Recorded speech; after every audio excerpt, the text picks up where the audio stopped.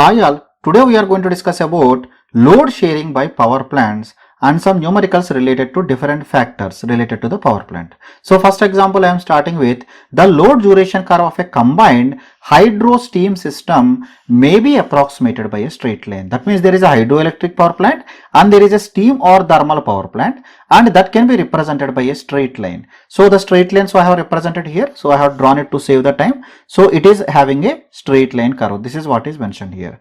And proceeding further, the maximum and minimum load being 70,000 kilowatt and 30,000 kilowatt respectively. Again you can see that, so I have mentioned here, this is equal to 70,000 kilowatt and 30,000 kilowatt respectively. That means minimum 30,000 kilowatt is there for the entire duration, only remaining is varying as a straight line. So then it is mentioned, it is economical to pump the water from the tail race to the reservoir.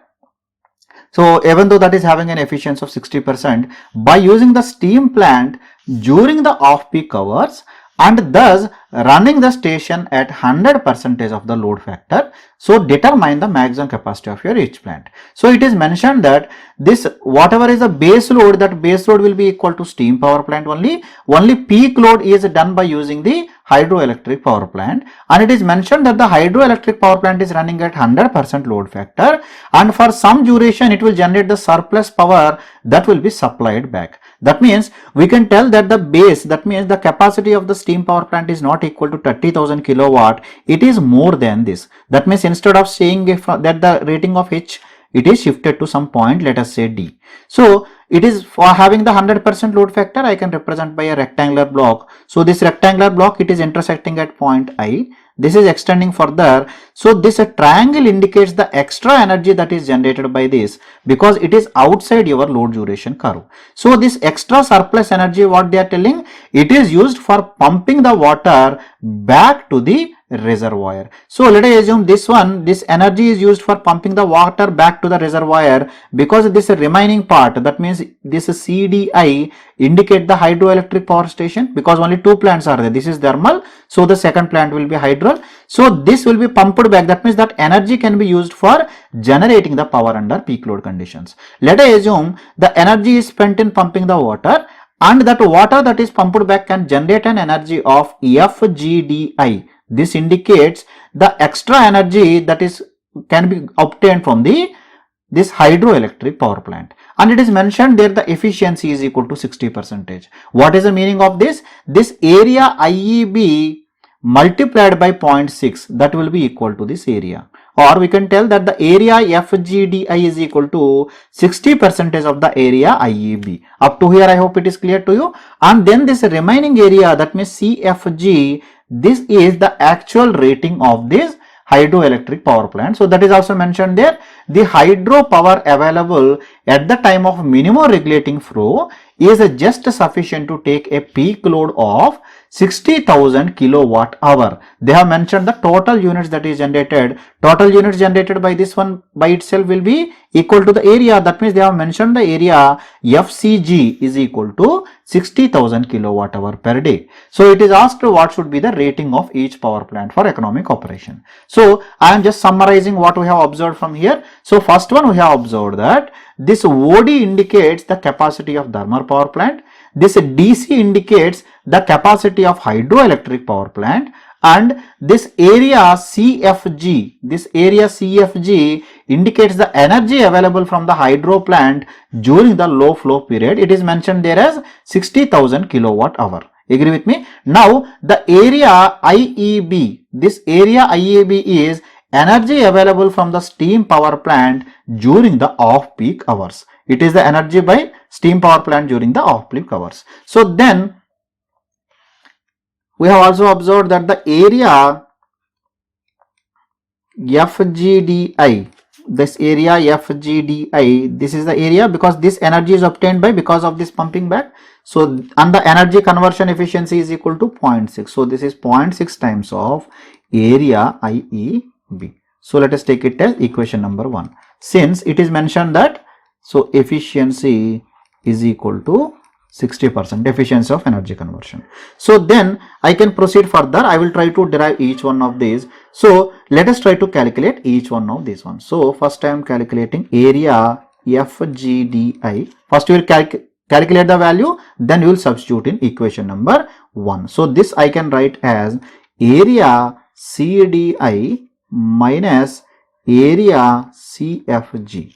So you can see here FGDI is nothing but the area CDI, this is the area, minus the area CFG, because this is another triangle. So this big triangle minus this small triangle area, that gives this area easily. So in this way I can calculate. So I am substituting whatever we know, because we know area of the triangle is equal to half times of base. Base is nothing but equal to DI multiplied by the height. Height is equal to EB, because half times of base multiplied by the height. So height you have to multiply. So this is equal to DC, right? So this height is equal to DC minus area CFG. CFG is already mentioned there. So it is mentioned that it is generating how many units? It is mentioning 60,000 units it is generating.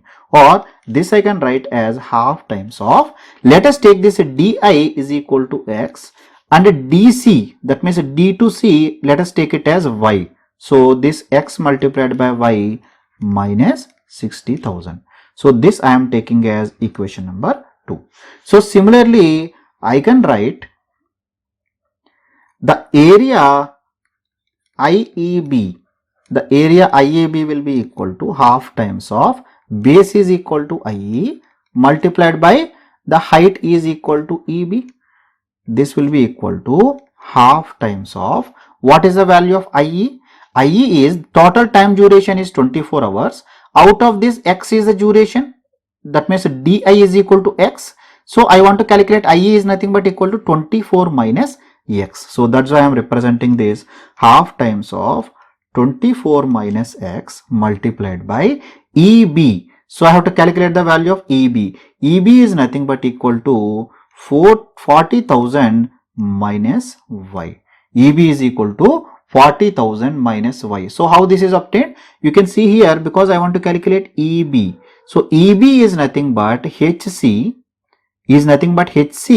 minus CD. That gives the value of EB. What is the value of HC? HC is 70,000 minus 30,000. The same thing I have mentioned here, 40,000 minus I have to subtract Y. So I have subtracted Y. So I hope up to here it is clear to you. So this I am taking as equation number 3. So now substituting equation number 2 and 3 in equation number 1.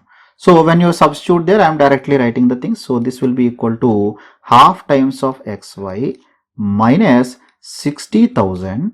This is equal to 0.6 times of the same equation above, that is 24 minus X times of 40,000 minus Y. I have just copied the equations in the equation number 1. So this is what is obtained. So this I can further simplify. So this I can write as half times of XY minus 60,000. This will be equal to, this 1 by 2 I can multiply with 0.6. So this becomes 0.3 multiplied by remaining things I am multiplying 1 by 1. So 24 multiplied by 40,000 becomes 9,60,000 plus X multiplied by Y, because minus into minus become plus XY, minus 40,000 X minus 24 times of Y. Or this I can further simplify as 0.2 times of XY plus 12,000 times of X plus 7.2 times of Y minus 348,000. This will be equal to 0. Let us take it as equation number 4. So similarly, again we can go from the triangles. We can take the triangle CDI. The triangle CDI I am comparing with the triangle CHB. So for the two triangle there will be symmetry for the triangle CDI and for the triangle CHB. So I can divide this Y divided by 70,000 minus 30,000, because the ratio of the heights is equal to ratio of the bases, that means X divided by 24. ratio of the heights is equal to ratio of the bases because they are in the same triangles. So I am using that principle. So I am just writing it from similar triangles CDI and CHB. I can write y divided by 40,000. This will be equal to x divided by 24. So from this I can get the value of y is equal to 40,000 x divided by 24. So let us take this as equation number 5. So now what I am doing, I am keeping this value of the y in equation number 4. So putting value of y from 5 in equation number 4. So when you are keeping this in equation number 4, so then equation number 4, this equation number 4 becomes 0.2 times of x into, we have to substitute this one, so this becomes 40,000 x divided by 24 plus 12,000 x plus 7.2 times of 40,000 x divided by 24 minus 34, this one is equal to 0. So see, this I am further simplifying. So when you simplify this one, so this will be obtained as 333.33 times of x square plus 24,000 times of x minus 348,000. This will be equal to 0. Or this I can further simplify. So this I can write as x square plus 72 times of x minus 1044 is equal to 0. That means I am dividing with 333.33. I am directly writing the answer here. So from this I can calculate my value of the x is equal to, so we want to calculate anything, this will be of the form minus b plus or minus square root of b square minus 4ac by 2a. You agree with me? So the same formula I am directly writing minus 72 plus or minus, that means minus b plus or minus b square. B square means the 72 whole square, b square minus 4ac, 4 into 1 into 1044. Agree with me? Divided by 2 times of a, that will become equal to 2. So when you are substituting this, this will be of the form minus 72 plus or minus 96.75 divided by 2. So this x can be either positive or negative value, but x cannot be negative. So only positive value we have to take out of the solution. This will come as a 12.37 hours. Because the time duration cannot be negative, that is the reason. So from this I can tell that the capacity of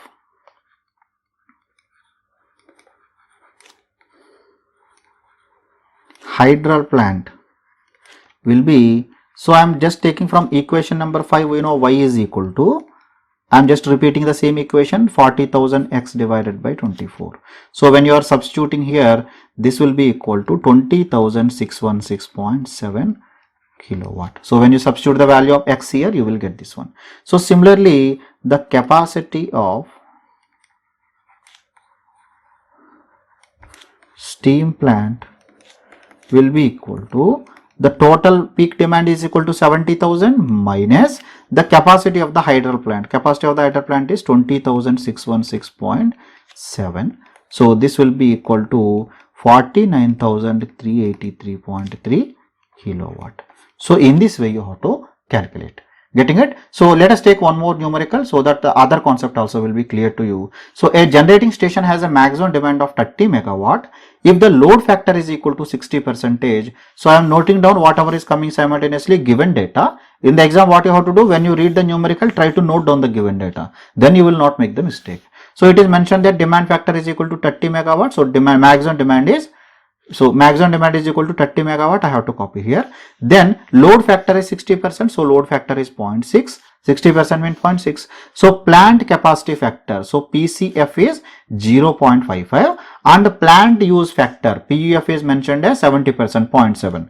So it is asked, find the daily energy produced by the plant, reserve capacity of the plant, maximum energy that could be produced if the plant runs with full load while running as per the schedule. That means every unit is running as per the schedule only, but during that schedule all the units are operating under full load condition. In that case, what can be the energy that is produced? So this is what is asked. So I can calculate the first one, load factor is equal to average load by maximum demand. So load factor is given as 0.6 is equal to average load divided by maximum demand is known to me. From this I can calculate my average load. So if you want to calculate the total energy generated will be equal to average load multiplied by duration. Because we are calculating for 1 day, this will be equal to average load multiplied by number of hours is equal to 24. So this will be equal to 732 into 10 to the power of 3 kilowatt hour, or we can tell that 732 megawatt hour.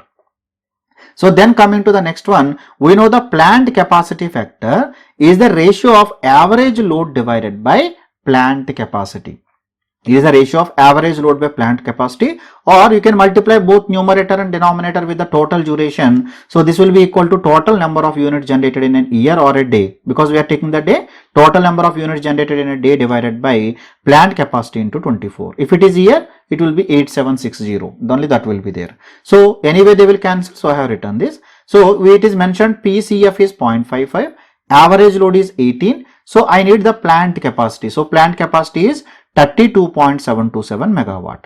We know that the reserve capacity is equal to plant capacity minus maximum demand. We have studied already. So this will be 32.727 minus 30. That means 2.727 megawatt is there. And the last one they have asked, we know the plant utilization factor is equal to actual energy produced divided by each generator, whatever is the generator is there, multiplied by the time duration for which it is running. That means if each generator is running at the full load for the entire duration as per schedule, then how much energy can be produced? That is given in the denominator. So this is what is asked in the numerator. They told that each generator is running as per its schedule only, and if they are operating under full load, how much is the energy that could be produced? That means they are asking this denominator only. So this can be equal to actual energy produced by PUF. So that's why maximum energy that could have been produced will be 432 into 10 to the power of 3 kilowatt hour divided by 0.7. So it came as 617.14 into 10 to the power of 3 kilowatt hour. Let us assume in the numerical they are asked what can be the maximum energy that can be produced if all the generators are running throughout the duration. If all the generators are running throughout the duration, then you have to take, instead of PUF, you have to take the plant capacity factor. That means divide average load by plant capacity factor. That gives maximum number of units that can be generated if all units are generating throughout the duration. So please don't confuse between these two. I hope that how to solve the numerical on the load sharing and different factors related to the power plant are clear to you. If you still have any queries, you can leave your comments in the comment section below. I will answer to your queries from there. Thank you very much.